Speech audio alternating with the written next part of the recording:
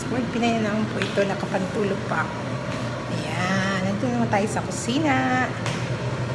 May papakita ko sa inyo yan. Konting pasilip sa aking mga konting niluluto dito sa bahay. Tinolang chicken, tinolang manok. Tapos, actually chicken wings lang ginamit ko eh. Kasi yung kalahati ng isang pack yung ginawa ko, ipiprito ko. Tapos nalagyan ko ng Asian na dito. Parang teriyaki sauce. Kasi gusto ng amo ko yan. Ipiprito ko, nilagyan ko ng salt and pepper. Inarinate ko yung chicken wings, salt and pepper muna. Tapos ginisa ko sa sibuyas, luya. Ayan. Pagkatapos kong igisa, sinabay ko yung inarinate kong chicken wings. Tapos habang luto na yung manok, paluto na, nilagyan ko ng hot water para mas mabilis yung pagpapakulo. Ayan, takpan na naman natin.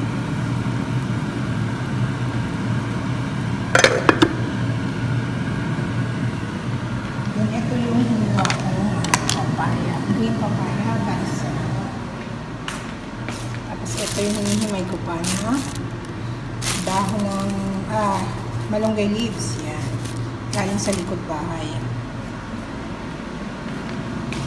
Ito yung authentic kain na galing sa amin. Kumuha ko ng 2 tablespoon. Nalagyan natin mamaya ng toyo. Yung mostly dapat less salt para hindi masyadong alat. Tapos, konting ketchup.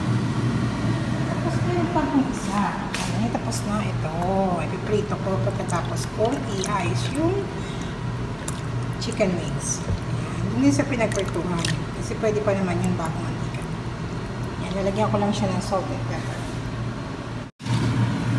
Ito na lang ilang piraso na lang yung niluluto ko dyan. Kasi paluto na lang sa ito. Gusto natin yung green onions. Yung patis. Yan. Lagyan ko rin siya ng konting natin. Pero, take note sa alat. Malunggay na lang pula. Sili. Ito yung sa sauce ng ating chicken wings. 2 kutsara. Dalawa lang ito.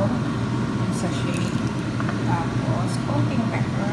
Huwag ng salt. Kasi pag yung silvers, hindi siya masyadong maalat. Okay.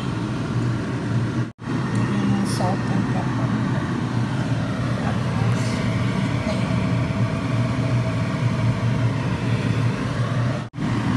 i-melt ko yung butter, i-add ko yung sauce, tapos dadagdagan ko ng konting hot water, siguro mga 1 to 2 tablespoon.